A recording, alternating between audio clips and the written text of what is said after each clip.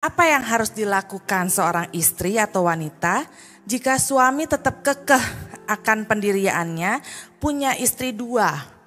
Karena katanya itu sudah jalan Tuhan. Saya anggap dia istri pertama ya. Oke. Firman Tuhan berkata, kita tidak boleh bercerai. Tetapi ada koma, kecuali karena zina.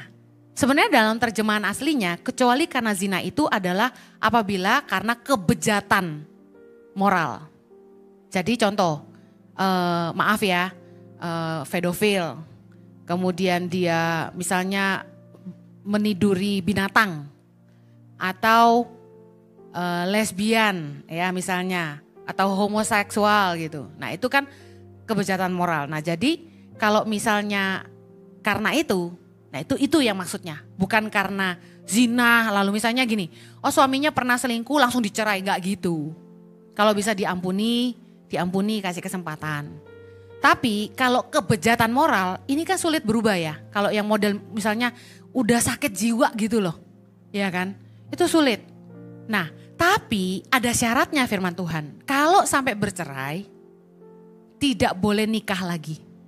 Sampai pasangan hidupmu yang sudah engkau ceraikan dipanggil Tuhan. Karena selama suaminya itu hidup, dia terikat sama suaminya kata firman Tuhan. Jadi firman Tuhan mengajarkan hanya boleh cerai karena kebejatan seksual ya, kebejatan moral dalam seksual. Tapi kita enggak boleh nikah lagi. Siap enggak?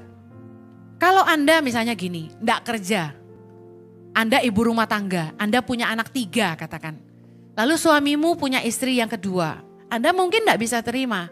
Tapi kalau Anda minta cerai, apakah Anda bisa menghidupi dirimu sendiri dan 3 anakmu?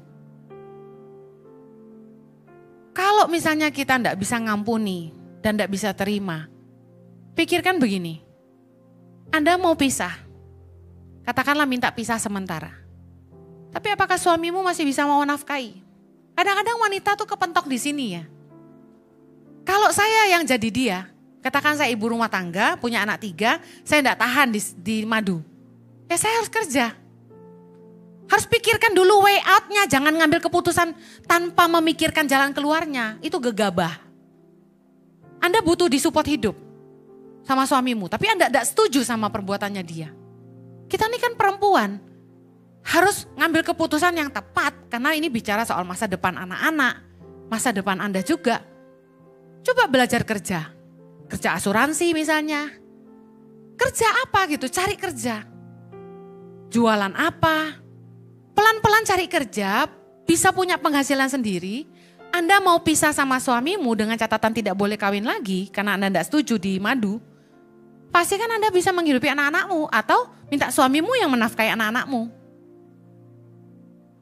Kalau bersikukuh tidak mau menceraikan madunya gitu ya, dengan alasan Bu Heni kan istri keduanya juga punya anak. Sebenarnya gini, kalau orang ini bertobat, dia ceraikan madunya tapi dia nafkahi mereka. Karena kan itu anaknya. Kalau mau melakukan apa yang benar di hadapan Tuhan loh. Jangan balik lagi ke perjanjian lama. Musa menuliskan kan gitu. Karena kekerasan hatimu, Musa mengizinkan mereka boleh nikah lagi. Tapi sebenarnya enggak begitu. Yesus pernah ajarkan itu dan saya pernah khotbahkan ini juga.